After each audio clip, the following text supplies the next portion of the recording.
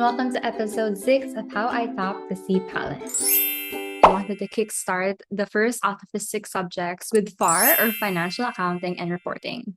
Now, FAR for me is like one of the more mid subjects. I wouldn't say it's my best. I wouldn't say it's also my least liked.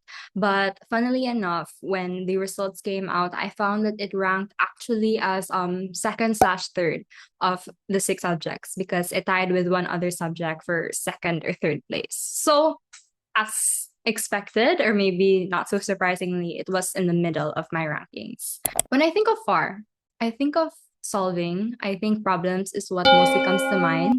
And that is the case if you're someone who is already past first year. But then when it's still all everything's still conceptual, when you're still going through CFAS, conceptual framework and accounting standards, believe me, my experience with FAR back then was probably like everyone else's. I didn't understand what I was reading. Everything was so theoretical. I would go through like the standards and I'd be like, I don't understand this, especially the ones with hedging and with derivatives. And then it was only until second sem of my first year when things really started to come together. And that was because we started applying them in problems and we started actually understanding the theoretical things we were reading. So ever since second sem, a first year hit, I started to develop this appreciation for FAR. And it was mostly because I kind of found it fun to solve the problems. Maybe that's kind of weird. Maybe it's also like a mindset coping mechanism thing, but I really enjoyed answering end of the chapter problems. And every time I would get a problem right, I would feel like, that certain sense of satisfaction you get. So that's why I think it was something that I didn't absolutely despise, unlike a lot of other people I know who hate FAR because of how problem solving heavy it can get. So now I'll delve into the best books that I used and the core ones that impacted my journey. And it's starting with none other than the Accounting Bibles, which is the IA books by Valix. So I have volume 1, 2, and 3, if you can see them here.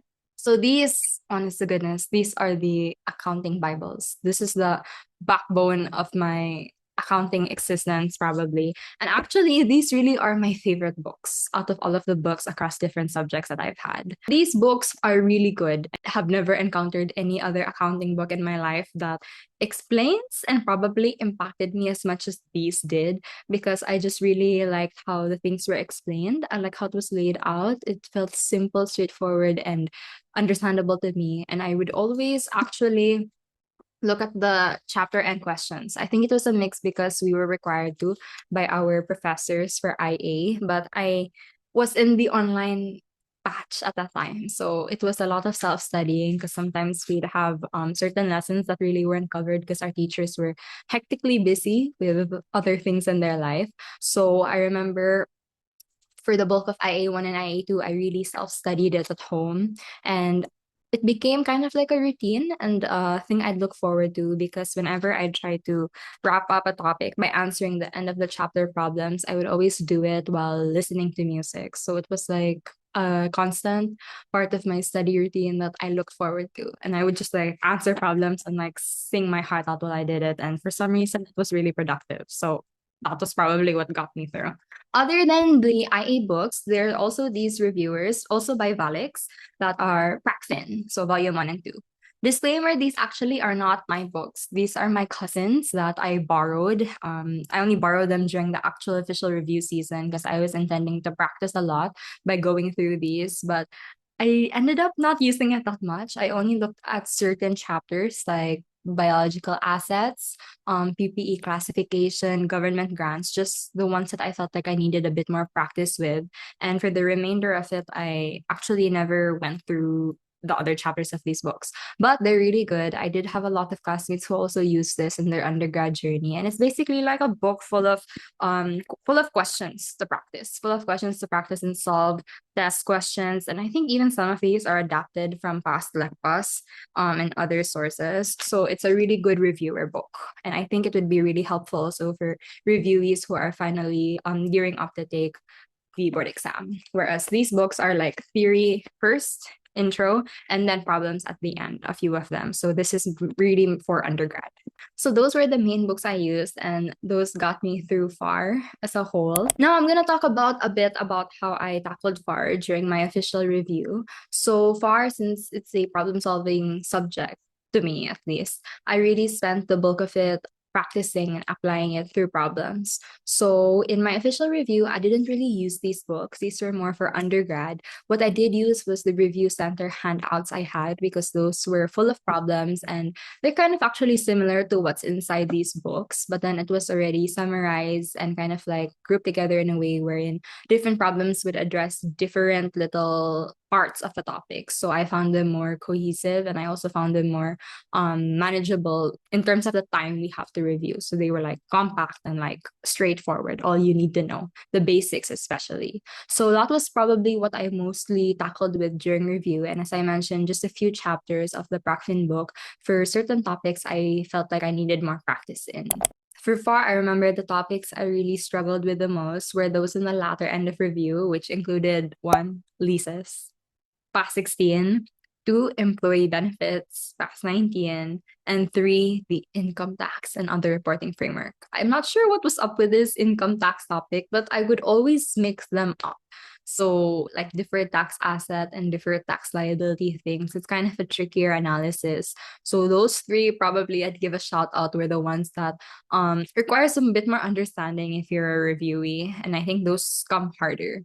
However, these also are the more not as high yield topics. So, they will come out, but mostly people advise it's only like one or two or three questions. So, not the bulk of it, but then, when they say a few questions make or break you. So they were topics I still devoted time to. I think the essence of these topics is that you know the basics. So if the more complex, comprehensive things really make you worry, or if you see a least problem and feel like you want to vomit, it's completely normal. But if there's something worth understanding, it's really just the basics and the heart of these problems. So if you've got that, then have some confidence in yourself. The other thing would be the PPE classification items. So when you're classifying what's land, what's leasehold improvements, what's building, what's machineries and equipment, and all of that. So the way I practiced that actually was I made a list of like compiled things from different problems I'd encounter, and especially the ones that I always got wrong. Like I'd label them maybe as building instead of as land and things like that. So I remember I kept a list of them, and then I would review them sometimes from time to time to also familiarize myself with all the words and like keywords that I usually got wrong. So that was one tip that helped me. Remember, the warranties one is hard, especially if it covers multiple years. So that one took me quite a bit of time to understand, but I really went through to the heart of it. Like I would understand why this was happening instead of like blindly memorizing the pattern or the routine. And that is something that you really need to do if you want to be confident in the fact that you understand the topics. So it was a process, it was a long process, but I really wrote down like what happened in year one, happened in year two and year three. And that's how I came to understand the problem. So every time I saw a new warranty problem, I wouldn't be scared. It would take me a bit time to answer it, but as you practice on and on, you kind of get the hang of it also. So it's familiarizing yourself with the pattern eventually, but before you do that, understand why at first. Assets, we're all generally okay. We know our basics. We love cash and cash equivalents, I hope. Bank reconciliation, receivables, and inventories. I love inventories. The only thing that was probably iffy for me there was receivable factoring, because I would always mix up the accounts used in the journal entries. So that took me a while also to keep practicing, because I always got them wrong during the first pre-boards.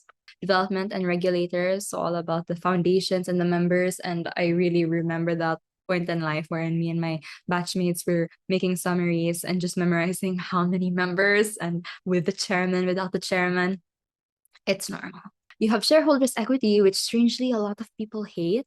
I think because sometimes the she problems get too long. But for me, I always like shareholders' equity in the sense that I'd understand them because I knew the journal entries. It's just that it would really take some time. And on top of that, there would also be the EPS, BBPS, diluted EPS. Oh my gosh, diluted EPS is a journey.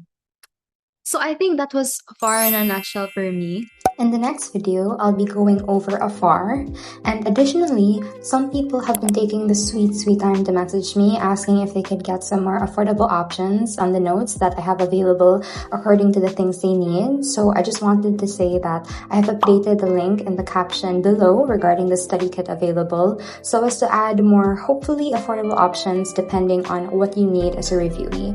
I also do now have per topic notes available in case you just like to get some certain topics and not necessarily all, like Lisa's for example. So hopefully this could help. And finally, some people have been getting to me with some really good questions that I will definitely tackle. I'm thinking of doing just like a summary Q&A video right after I finish tax. So in the meanwhile, if you have questions you'd like to leave, I'm putting up a question box in my Instagram stories. So feel free to drop them there and hopefully I could get back and answer as much as I can within that time. So until then, thank you so much. God bless always. I'm rooting for you. I'm praying for you, and see you next time.